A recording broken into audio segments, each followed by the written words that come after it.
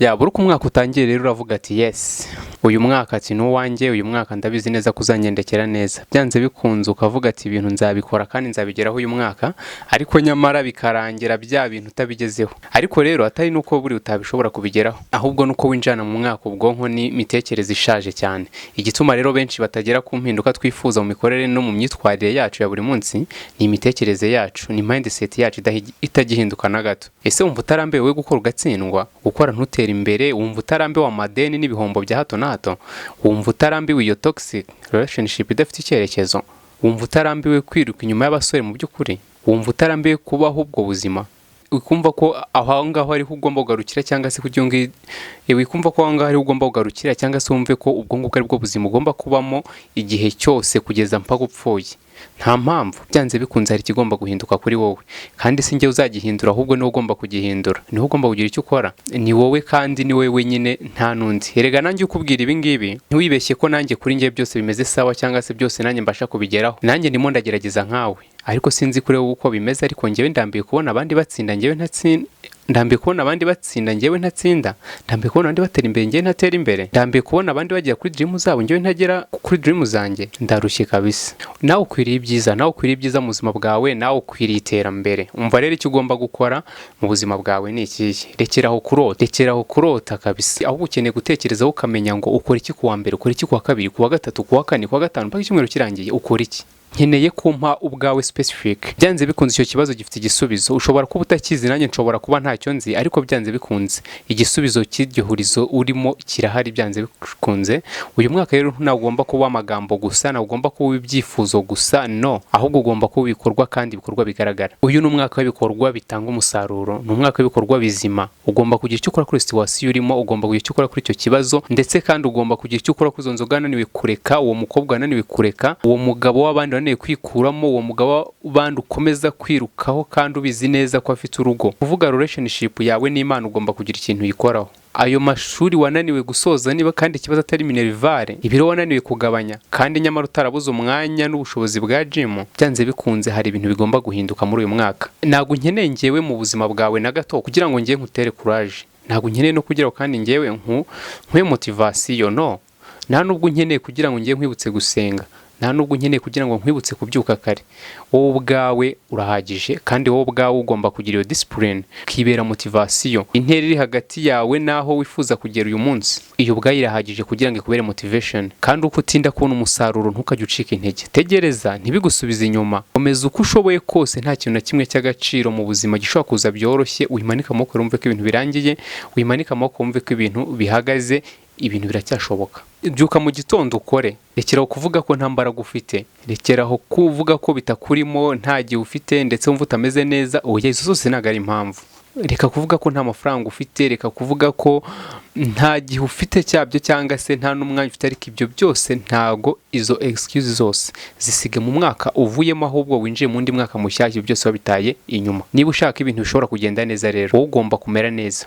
Niba ushaka ibintu bigenda neza, wowe mera neza. Niba ushaka ibintu bihinduka, banza uhinduke mbere na mbere y'ibindi byose. Amahirwe menshi cyane yo kuba wahindura amezi 12 ari imbere yawe, kuba wahinduramo ikintu gikomeye cyane. Tangira rero wige kurya neza, tangira wige gufata amafunguro afite intungamubiri, tangira wige gukora siporo, tangira witoze kunywa amazi buri munsi, usome ijambo ry'Imana kenshi gashoboka. Ntacyo bimaze kwandika muri agenda yawe ibyo wifuza kugeraho muri uyu mwaka, ariko ugakomeza kubyuka saa 3 za mu gitondo, ukabyutswa na reveil nabwo, kandi ukabyuka ureba, ujya kuri Instagram ureba amafoto y'abakobwa beza bambaye ubusa, warangiza ukavuga ngo ukeneye gutera imbere. Ntabwo ibyo bishoboka. Warangiza ukicara ati nanjye ndakenera gutsinda rero. Hanyuma se uzabigenza gute? Ati simbizi nanjye. Ati hanyuma ndashaka umugabo mwiza. Ati uzamubona gute? Ati simbizi. Ukibaza se umaje gusoma by'ibitabo bingana iki bivuga kuri relationship cyangwa marriage? Ati nta na kimwe. Warangiza ati ndashaka kugabanya ibiro. Uracyajya muri restaurant buri munsi, wa mwanya wo guteka buri munsi ngo ntiwabivamo.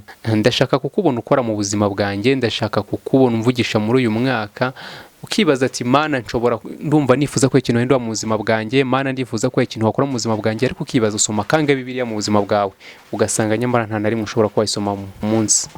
Niba urengeje imyaka 27, ukaba ukomeza kwitwara nk'umwana, ni ikibazo gikomeye cyane rwose. Rekera gukomeza kwitwara nk'umwana, urakuze. I'm so tired kabisa. Umuntu akakubwira uburyo ashaka ikintu ariko wamubaze se wowe uri gukora iki kugira ngo icyo kintu kigereho, nawe akakubwira ati ntacyo, haturumva se nakora iki kintu uretse gutegereza ubushake bw'Imana nyine.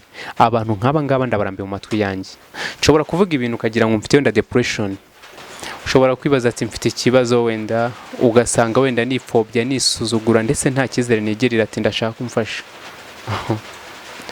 Umuntu yakubwira ati booking appointment by'ubura umuntu agufasha ati ni ukwishyura se, ati nari nzi ko ari ubuntu. Niba ushaka ikintu mu buzima bwawe ugomba kumenya ko ugomba kwishyura. Ikintu cyose ukeneye mu buzima hari igiciro kizana nacyo.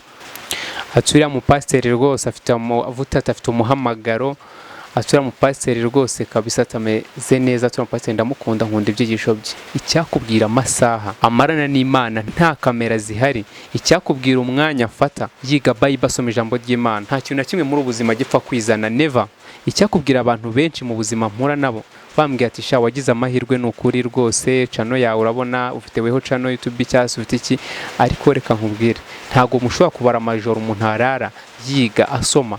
Icyo ari cyo cyose ukeneye kugeraho gisaba icyuya, gisaba imbaraga, gisaba kurara amajoro, gisaba gukora cyane kugira ngo ubashe kukigeraho, gisaba amasengesho, amasomo, amafaranga, amarira. Nta nzira bugufi baho kwiterambere, nta muntu n'uyu n'umwe ukunda ubuzima bworoshye nkanjye. Nanga stress, nanga ibintu bingora, nanga ibintu confusinga, ariko bivuze ngo habaye hari shortcut, hari inzira ya bugufi nayibabwira, ariko ntayihari. Ntushobora guca ibumoso, ntushobora kubica iburyo, ntushobora kugira ngo ukwepe ibibazo, ntago bishoboka. Nta nzira bugufi ari muri ubuzima cyangwa se uburyo ugere ku iterambere. Inzira yonyine ishoboka ni ukubinyuramo kandi ugakomeza. Niba utinya imvune rero, ibigeragezo, ibibazo, nawe ubwo wibagirwa iterambere mu buzima bwawe bwose, ubwo umenye ko nta terambere uteze kuzigera ugeraho. Nuko byifashe. Wikwibeshya ko uyu mwaka uzakubera mwiza kuruta ushize kandi nta kintu urimo gukora gishyashya utigeze ukora mu mwaka washize.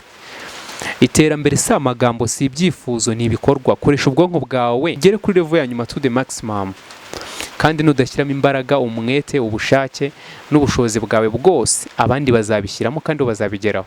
Hari undi muntu nawe ushaka iyo position urimo aho uri mu kazi, hari undi muntu ushaka iyo buruse weho wabonye, hari undi muntu ushaka uwo mushahara wawe uhembwe uyu munsi, hari undi muntu ushaka ko ari wakoherezwa mu butumwa bw'akazi muri Amerika. Nudashyiramo imbaraga, abandi bazazishyiramo kandi bazabibona. Uwo mwanya, ayo manota, iyo perime, iyo bilete, iyo viza urimo gukorera wowe ujenjetse, abandi barimo barabirarira amajoro, abandi barimo barabibira icyuya.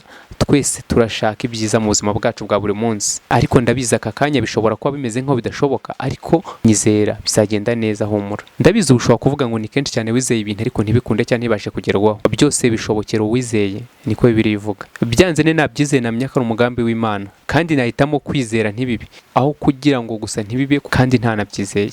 Ibyiza rero biri imbere, kandi nta cyizere ubuzima nta gisobanuro bwaba bufite habe na gito. Icyamukagera kuri byose wifuza muri uyu mwaka dutangiye 2023. Reka nkushimire we dukomeza kubana mu biganiro byacu umunsi ku wundi, kandi nkwibutsa ko rwose ugomba kumanuka aho hasi ukajya muri comments, yewe ugakanda like, ndetse no muri comments ukaba ushobora kutwandikira ukatubwira nawe icyifuzo cyawe cyangwa ukatubwira nawe uko ubyumva. Ibi niko mbyumva, ariko nawe ufite uko ubyumva, umwanya n'uruherero n'urwawe.